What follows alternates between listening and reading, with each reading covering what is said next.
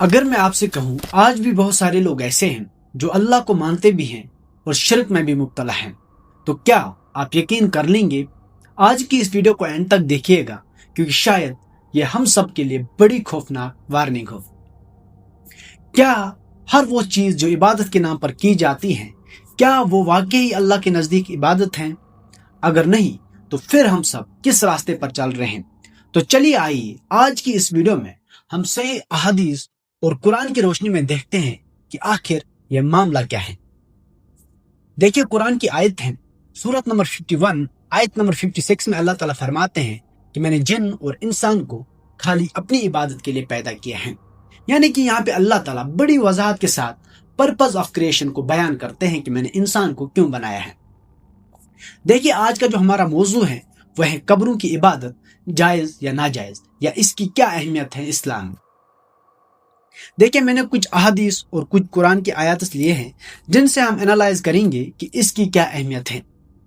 پہلا حدیث صحیح بخاری کا حدیث ہے، حدیث نمبر 435، اور یہ حدیث صحیح مسلم میں بھی آتا ہے، حدیث نمبر 532 اور حدیث نمبر 531،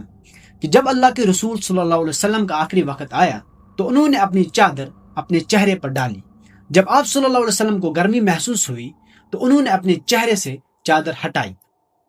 اور فرمایا، لعنت ہو ان جیوز اور ان کرسچنز پر جنہوں نے اپنے انبیاء یا اپنے نبیوں کی قبروں کو عبادت گاہ بنایا ہے۔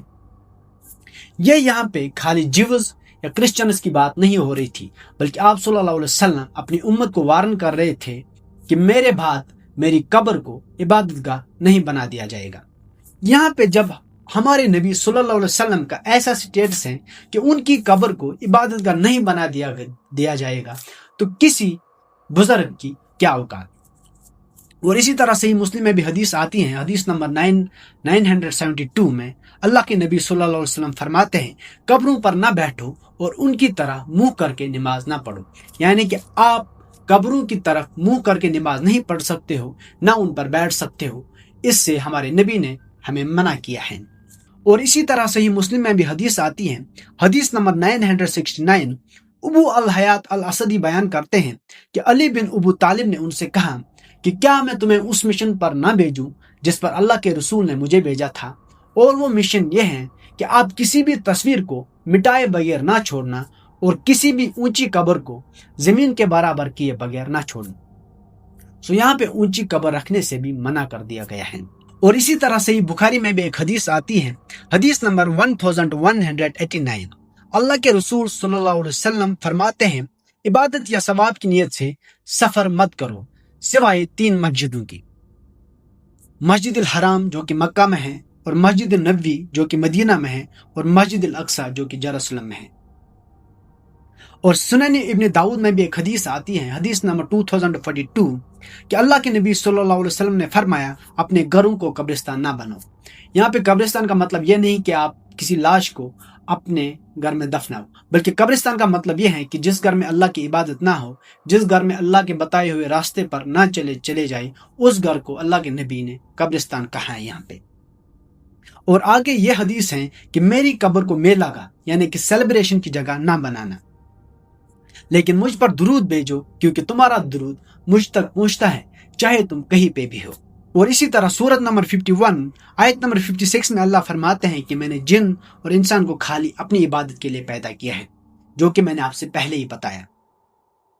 اور یہاں پہ اگر کسی بزرگ کی عبادت کے لیے پیدا کیا ہوتا تو یہاں پہ اللہ نے مینشن کیا ہوتا۔ اور اسی طرح سورت الاسراء سورت نمبر 17 آیت نمبر 23 میں اللہ تعالیٰ فرماتے ہیں کہ اللہ کے سوا کسی کی عبادت نہ کرو اور اپنے ماں باپ کے ساتھ حسن سلوک سے پیش آؤ۔ یہاں پہ بھی اللہ تعالیٰ فرماتے ہیں کہ اللہ کے سوا کسی کی عبادت نہ کرو۔ اور آگے سورت البقرہ میں سورت نمبر 2 آیت نمبر 165 میں اللہ تعالیٰ فرماتے ہیں، اور وہ لوگ جو کسی کو اللہ کے برابر کرتے ہیں، یعنی کہ اللہ کا پارٹنر بناتے ہیں، اور اس کو اللہ جتنا پیار دیتے ہیں، یہ چیز پیسہ بھی ہو سکتا ہے، گھر بھی ہو سکتی ہیں، شہرت بھی ہو سکتی ہیں، جس کو آپ اللہ جتنا پیار دیتے ہو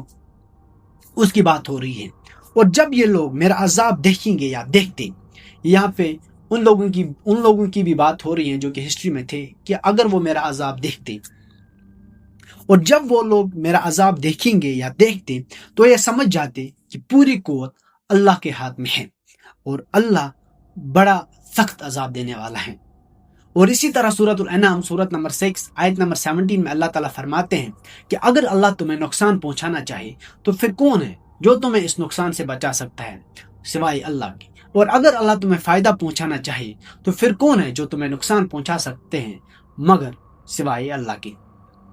چونکہ یہاں پہ کسی بزرگ کو مینشن نہیں کیا گیا ہے، اگر کوئی بزرگ نفع یا نقصان دینے کا حق رکھتا ہو تو یہاں پہ اللہ اس کو مینشن کر دیتا، لیکن یہاں پہ اللہ بڑے واضح کے طور پر بتاتا ہے کہ کوئی نفع نقصان پہنچانے والا نہیں ہے سوائے اللہ کے۔ ان احادیث اور قرآن کی آیتس کو انالائز کرنے کے بعد ہمیں یہ معلوم ہوتا ہے کہ قبروں کی عبادت کی کیا اہمیت ہے اسلام میں، اور پورے احادیث اور قرآن کو انالائز کر کے مجھے کوئی بھی ایسی احادیث یا آیت نہیں ملی جس میں اللہ تعالیٰ نے یہ کہا ہو کہ فلاں بزرگ آپ کو نقصان یا نفع پہنچا سکتا ہے۔ خدا حافظ۔